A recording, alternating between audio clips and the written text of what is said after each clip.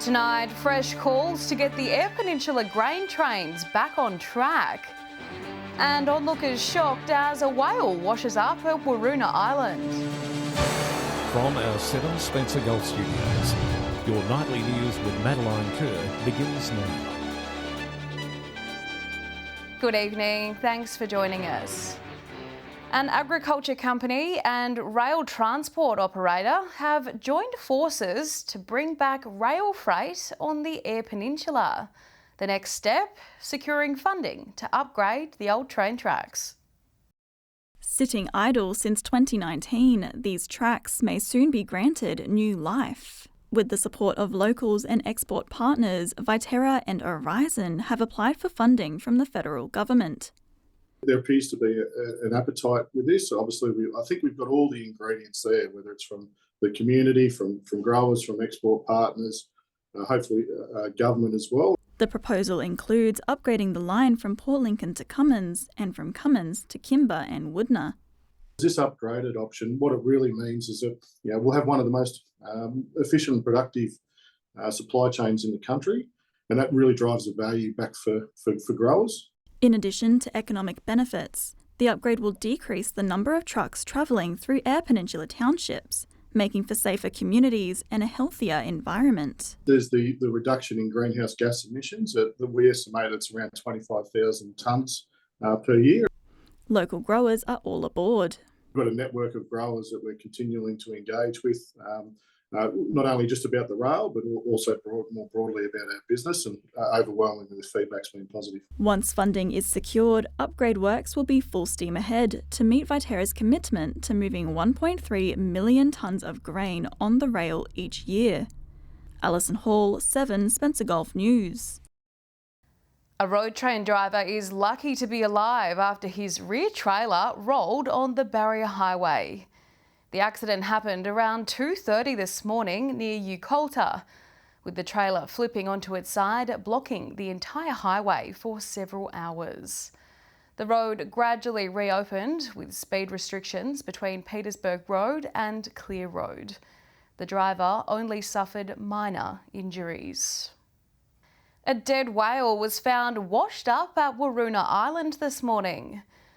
Not something you see every day. Locals were keen to get up close and take some pictures. Local fishermen also spotted the whale at Third Creek over the weekend and believe the wind drifted it to shore. The National Parks and Wildlife Service has been made aware. Regional Development Far West held the inaugural Hall of Fame ceremony on Saturday night. 24 athletes, including Australian representatives, were the first inductees for the class of 2023. A very special night for sportsmen and women from Far West New South Wales, recognised for their many achievements during their careers.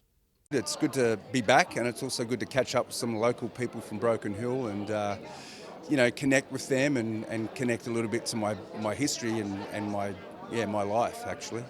Paul Manera switched from rugby union to gridiron when he was 17 years old, after falling in love with the American sport. Was fortunate enough to get an opportunity to go to a small school in Mississippi where I had to try out, and I made the team, and I received a scholarship there, and then from there I received another scholarship to the University of Hawaii. Moving away from Broken Hill, Jason Jobby went from track and field athlete to Winter Olympian. After being recruited for bobsledding, he ended up having to choose between the track and the sleds. Ended my sort of athletics career, and then decided to stick with bobsleigh because you have to do basically one or the other. They're the same season, so athletic season's the bobsled season, so I had to choose, unfortunately. Mr. Jobby praised RDA Far West for hosting the first Hall of Fame.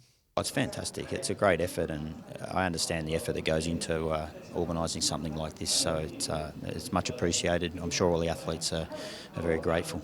Joshua Mercer, 7 Spencer Gulf News. This year's Whyalla Triathlon has been labelled a huge success, with the event's registration numbers smashing previous years.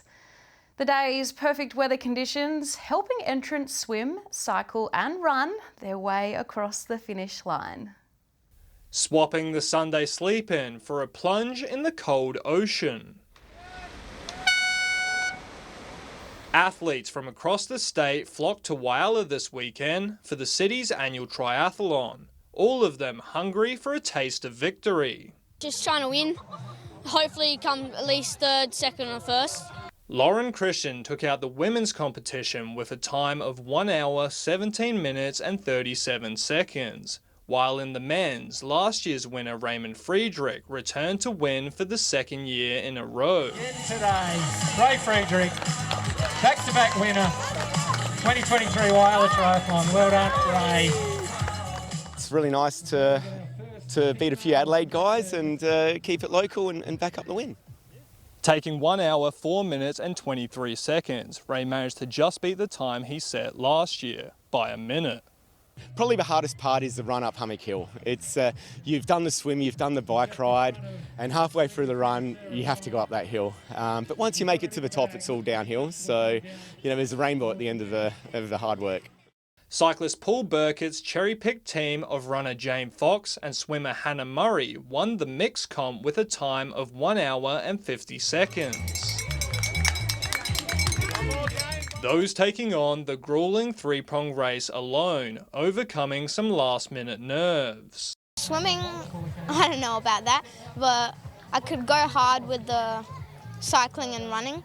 Organisers say this event one-upped last year's race, with 146 registrations.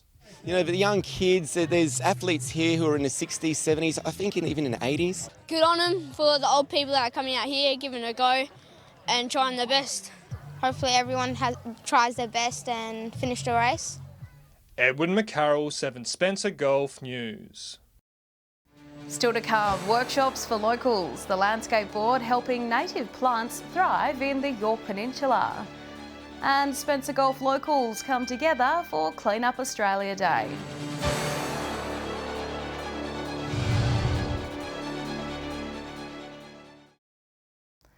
Welcome back. The CFS is warning drivers to remain cautious when passing through the Lincoln Gap area as the tyre tank fire continues to burn. Emergency crews have been battling the blaze for almost 2 weeks now. The rubber tyres exuding thick plumes of smoke into the air. Speed restrictions remain in place along the Eyre and Lincoln highways, but the CFS says work on the fire is progressing well.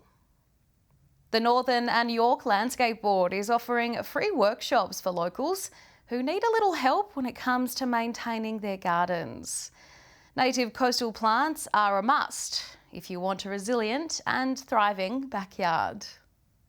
Notoriously difficult to start from scratch. Creating and maintaining a sustainable garden along the Yorke Peninsula just got easier.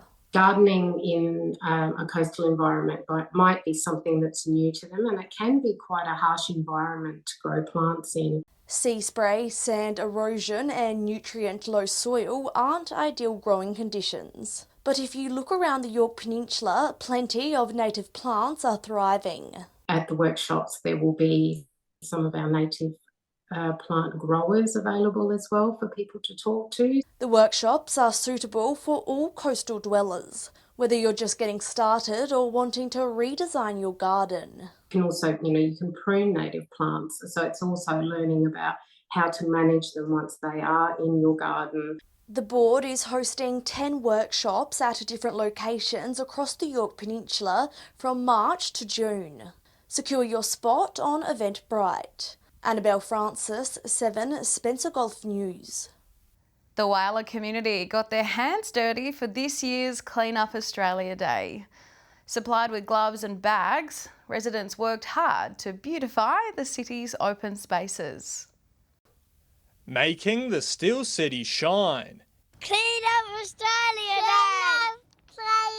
Day! Yesterday, families and community groups banded together to rid the city's streets and parklands of rubbish. My mum, my nana and my 2 brothers, we want to help clean Australia and so there's not much rubbish. From a central hub at Wilson Park, the City Council provided free equipment and skip bins for residents to utilise. We've had quite a few people come through, collect their bags and gloves, and they're heading out to clean up around Whyalla, so we'll be looking forward to them coming back and enjoying a free barbecue from the Royal Flying Doctor Service. We have good breeze and no sun, nice day, perfect day for clean-up. Clean-up crews spreading themselves out across the city, so no area was forgotten.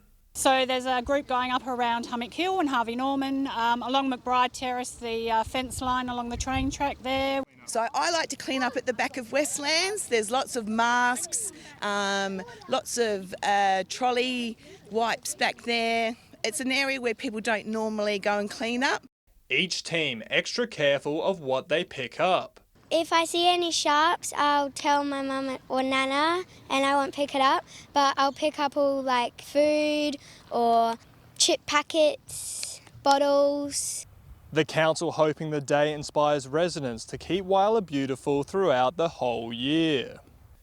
Edwin McCarroll, 7 Spencer Golf News. Stay with us after the break. More garden talk, this time inland, away from the coastline. And Broken Hill product Tex Walker impresses in the pre-season.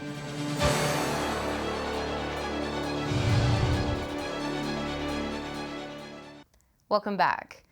As the weather cools down and the leaves begin to change colour, it's the perfect time to start thinking about your garden and what you want to achieve.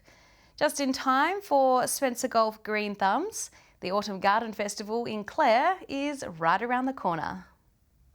Clare is home to the biggest garden festival in the state. And we attract anywhere between 3,000 and 4,000 people, and it's been running for 12 years now. It's held at the Clare Showgrounds, and we attract some of the very best speakers, guest speakers, in Australia. The presenter of Gardening Australia, Costa, will be there. We've also got Kim Cyrus. He's a rose expert actually, and he'll be speaking at the festival as well. As usual, there will be live gardening techniques, an abundance of garden-related stalls and community clubs. But for the first time ever, guests can enjoy live music and a beer or wine. Even the Clare Poultry Club will be coming along, and they have a stall. They'll be providing information on the various breeds of chooks that you can buy, and they have lots of information for backyard chook owners. The event kicks off at 10 a.m. on Sunday, the 19th of March. Tickets can be purchased at the gate or online. Annabelle Francis, 7 Spencer Golf News. While Port Adelaide has some work to do ahead of the AFL season getting underway, the Crows are flying high. Broken Hill's Taylor Walker returned in stunning fashion as Adelaide demolished West Coast.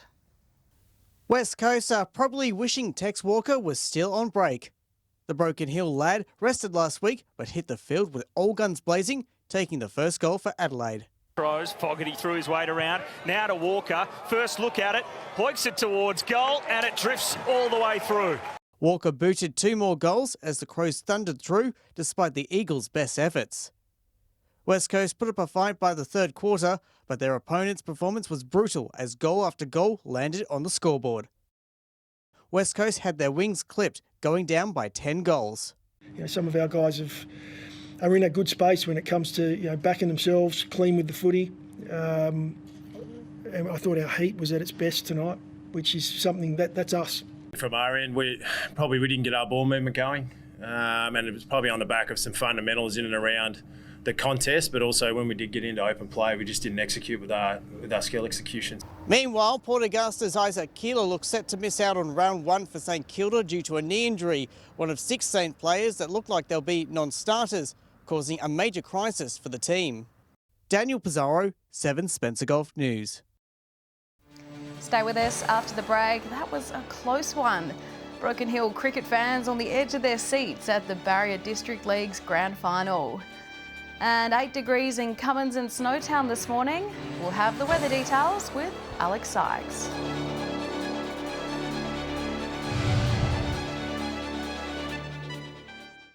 Welcome back. The Barrier District Cricket League came to an end over the weekend.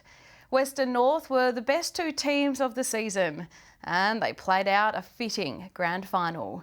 Joshua Mercer went along and has this week's Cricket Wrap. They may have lost the T20 final and the minor premiership, but West Broken Hill won when it counted the most, now back-to-back premiers of the Barrier District Cricket League. North Broken Hill won the toss, electing to bat first, and they looked like they may have been in trouble during their first innings. West had them on the ropes with 5 for 28, before Cody Howard came to the crease and steadied the ship. Howard made 38 runs before being run out. Matt Hamburg and Lawrence Hebard were West's best with the ball, taking 3 and 2 wickets each. With a target of 106 for victory, West title defence looked shaky as North bowler Austin Wilson took 2 wickets, just missing out on a hat-trick. It took middle-order batsmen Max Everest and Matt Hamburg to steer their side to victory, Hamburg scoring 29 runs and Everest 25. Hamburg named player of the match for the second year in a row. In the other grand finals, West Broken Hill also took out the B-grade grand final with a 5-wicket win over North. West Jordan Tonkin starred with the ball, taking 3 wickets for 9 runs, while Liam King was the star with the bat, making 30 not out. In the women's match, South Broken Hill beat North by 9 wickets. Lakeisha Sloan top scored with 30 runs and also won player of the match. The win caps off an amazing season for South, as they didn't win a game before this season. Moving over to Port Pirie now, and Southport have booked their spot in the grand final on Saturday, with a 4-wicket win over the Rams. Beau Allen top scored for Southport with 30 runs, with Rams captain Todd Baker and Andrew Mark Congdon all taking 2 wickets. In round 15 of Port Lincoln, Charlton beat Tasman by 10 wickets. Opening batsman Connor Madden starred with the bat with 58 not out. Madden also the pick of the bowlers with 2 for 18. The other game saw Southern Air also winning by 10 wickets. Cooper Lewin top scoring for Southern Air with 50. In Port Augusta, Corn booked their spot in the grand final with a 19-run win over South Augusta. Captain Alex Hosking top scoring in the win with 40 runs. And finally, in Whyalla, Central's nabbed a 70-run win over Roos in round 7. Scott Collison topping the run count for Central with 57. And Isaac Smith also pitching in with 44 runs, while Bradley Smith took 5 wickets in the win. That caps off a remarkable season in the Barrier District Cricket League, especially for South Broken Hill and the women's, going from winless to a premiership in the space of a season. Incredible stuff, Josh. Thank you. It's time now to take a look at what's happening in the weather with Alex Sykes. Alex, we saw a little bit of rain today. Maddie, we're talking less than a millimetre, but it's something. Point Avoid, Snowtown and Clare all recording a drop or 2 after 9 a.m. Looking at some of today's temperatures now, partly cloudy and 27 in Port Pirie. Windy around Kadina this afternoon, reaching 25 and gusts up to 50 kilometres an hour. 29.6 degrees in Cooper Pedy today, rounded up to 30, which is nowhere near yesterday's top of 41.5, making it the second warmest place in the country on Sunday. Looking more broadly at today's weather map now, Broken Hill recorded 30 degrees this afternoon. Sunny conditions, no rain since the end of Jan. 29 in both Port Augusta and Whyalla, 25 in Port Lincoln, 23 in the capital. Taking a look at the satellite image now, a southwesterly airstream is extending across South Australia. A low pressure trough is expected to move west and north of the state later this week. Moving on to tomorrow's weather outlook now, and we'll start with the Gulf waters. Just quickly, a strong wind warning is in place for tomorrow. West to southwesterly winds 20 to 30 knots, seas between 2.5 metres, decreasing down to 1. South to southwesterly swell as low as 1 metre and as high as 2.5 metres. Possible showers and set to reach a high of 22 in Port Lincoln tomorrow, partly cloudy and 23 in Cleve, between 10 and 24 in Woodna. A mostly sunny top of 24 degrees in Whyalla on Tuesday. Blue skies for Port Augusta, 27 there, down to 15 tonight. Cloudy conditions around Kadina, 24 as well. 24 the top in Port Pirie. Partly cloudy, just 21 on the way for Clare, and sun protection recommended between 10 a.m. and 5:20 p.m. in Broken Hill tomorrow, 27 degrees. Taking a look further through the week now, starting with Wednesday's weather map, possible showers are forecast for Port Pirie, Kadina, Adelaide and Port Lincoln. Temperatures between 20 and 24 degrees in those centres. Partly cloudy and 24 in Whyalla, 25 in Port Augusta, sunny up in Cooper Pedy, 26 in Broken Hill. Moving on to Thursday's outlook now, partly cloudy conditions across majority of our region, 23 in Port Lincoln and Whyalla, 24 in Broken Hill, Port Augusta, Port Pirie and Kadina all heading for a very comfortable top of 25 degrees.